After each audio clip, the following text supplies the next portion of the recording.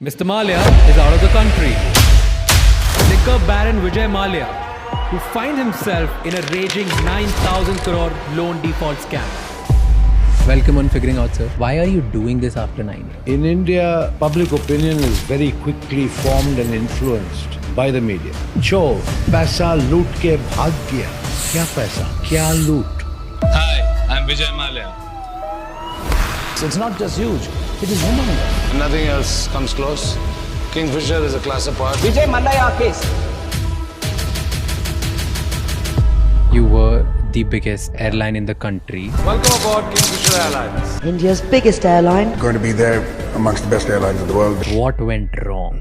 So I went to Shri Pranab Mukherjee, then Finance Minister of India. I have to downsize this airline. I was told not to downsize Kingfisher at that time. You continue, banks will support you. That is how it all started. Kingfisher Airlines has been forced to suspend all of its flights. Kingfisher Airlines has been struggling. At the time when you asked loan, the company was not doing that great. Please never forget, I gave my personal guarantee.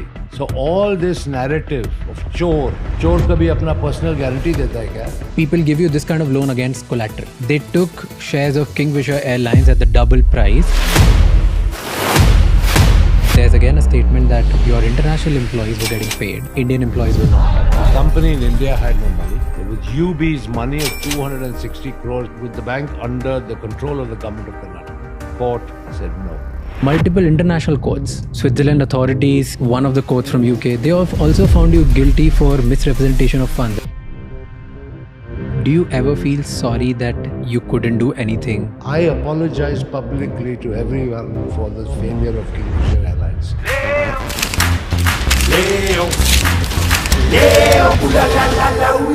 Here's what pissed people off. That in your private life you were enjoying. You had a grand birthday party, your 60th birthday party. Do you think you shouldn't have done that party? Why? Somebody mentioned that you took out 35 million euros and invested in buying properties in France. Rubbish. What happened between 2012 and 2015? I made 4 settlement offers to the banks, which they refused to accept. 2015, CBI started investigating you. They found you siphoning the money.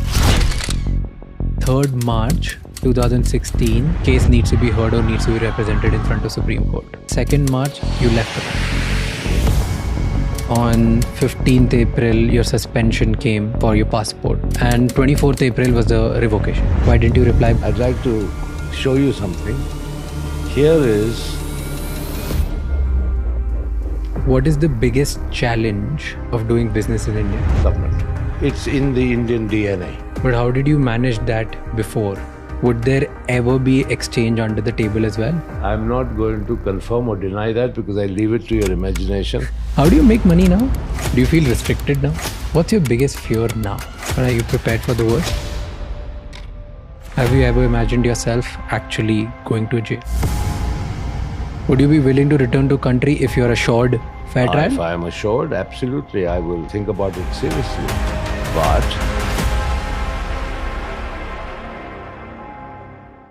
This episode is not about glorifying a fugitive, nor it is about justifying any wrongs.